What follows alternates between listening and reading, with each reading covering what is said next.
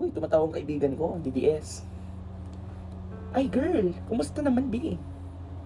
Ay, oo, nabalitaan mo na ba? Hindi matutuloy yung impeachment. Kasi nga, buti na, ang galing-galing talaga ni Batubino. Di ba? Isipin mo, gumawa siya ng sarili niyang draft, di ba? Tama yun. Nasa batas yun, lahat tama yung ginagawa nila. Andito ako sa restaurant, ang dami-daming tao dito, B. Ano ka ba? Oh, yes, tama, perfect. Oh, perfect. Oh, manood ka mo ng balita Just update mo ako. Oh, di ba? Perfect yan, yes.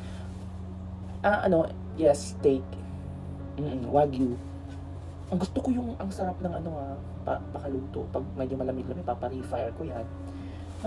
Gusto ko medium rare. Yes, please. Thank you. Oh yes, B. Alam ko naman na ikaw din na lagi kang nag-i-steak dyan. Alam mo naman tayo.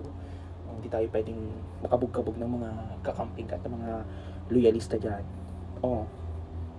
Sige. Kasi tatawagan ko yung magulang ko. Pinadalan ko kasi kanina. 3 milyon. Alam mo naman, may pinapagawa kong bahay doon. Perfect. Okay. Go girl. Manood ka tapos update mo din ako para makapanood din ako kung may mga gandang balita na naman, di ba? Alam mo naman. Yes. Hinintay ko lang yung steak ko. Okay. Bye.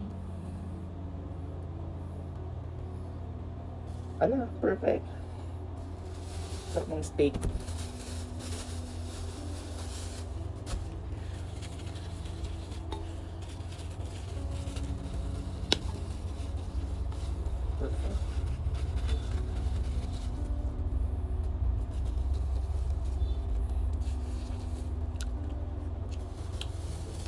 Oh, steak.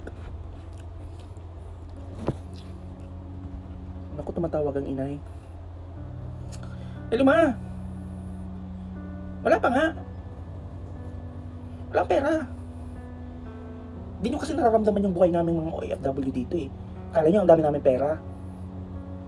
Ano ba yan? May sakit si Papa? Hayaan mo na. Sabihin mo na lang kung malamig ng Papa. Sige.